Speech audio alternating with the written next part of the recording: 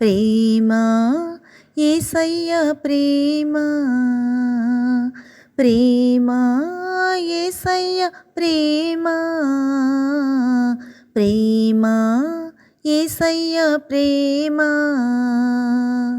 మారనిది మరువనిది, వీడనిది ఎడబాయనిది, మారనిది మరువనిది, వీడనిది ఎడబాయనిది, ప్రేమ యేసయ్య ప్రేమ,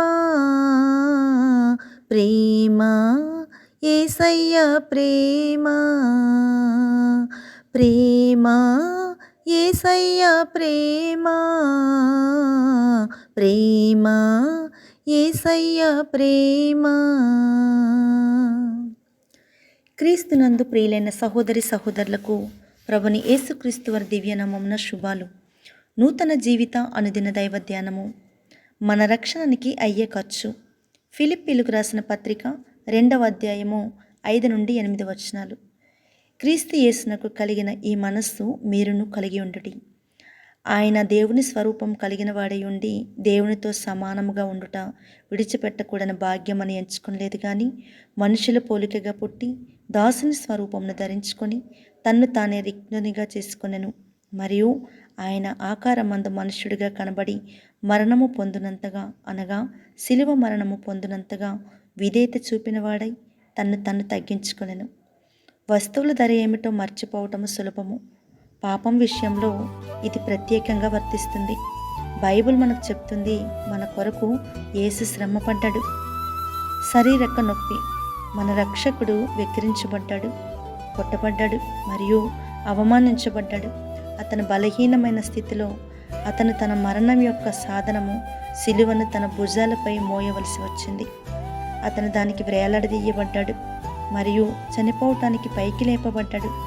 యోహాను సువార్త 19వ అధ్యాయము 1 నుండి 30 వచనాలు. మనిషి పాపం. యేసు భూమిపై పరిపూర్ణ జీవితాన్ని గడపాల్సి వచ్చింది. పాపం యొక్క అవమానాన్ని లేదా పశ్చాత్తాపం యొక్క చేదును ఎన్నడనూ తెలుసుకోలేదు. కానీ శిలువ వద్ద క్రీస్తు మన అతిక్రమాలు, అపరాధము మరియు అవమానం యొక్క సంపూర్ణతను అనుభవించాడు. పరిత్యాగము. యేసు అనుచరులు ఆయన తల్లి మరియు యోహానుతో సహా ఆయన బాధలు అనుభవిస్తున్నప్పుడు సమీపంలోనే ఉన్న వారి గురించి మనకు తెలుసు. యోహాను సువార్త 19వ అధ్యాయము 25 నుండి 27 వచనాలు. చాలామంది అదే విధిని ఎదుర్కొంటారని భయపడ్డారు. దైవిక తీర్పు. మన పాపం కారణంగా దేవుని ఉగ్రత క్రీస్తుపై మళ్లించబడింది. మనకు పడే శిక్షను ఆయన అనుభవించాడు. యెషయా గ్రంథము 53వ అధ్యాయము 5-6 వచనాలు. ఆయన రక్తము ద్వారా నీతిమంతులుగా తీర్చబడినందున ఆయన ద్వారా దేవుని ఉగ్రత నుండి మనము రక్షింపబడ్డాము. మన రక్షకుడు మన పక్షాన చాలా శ్రమపడ్డాడు.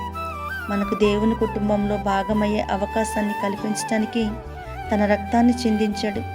యోహాను సువార్త 1వ అధ్యాయము 12వ వచనము.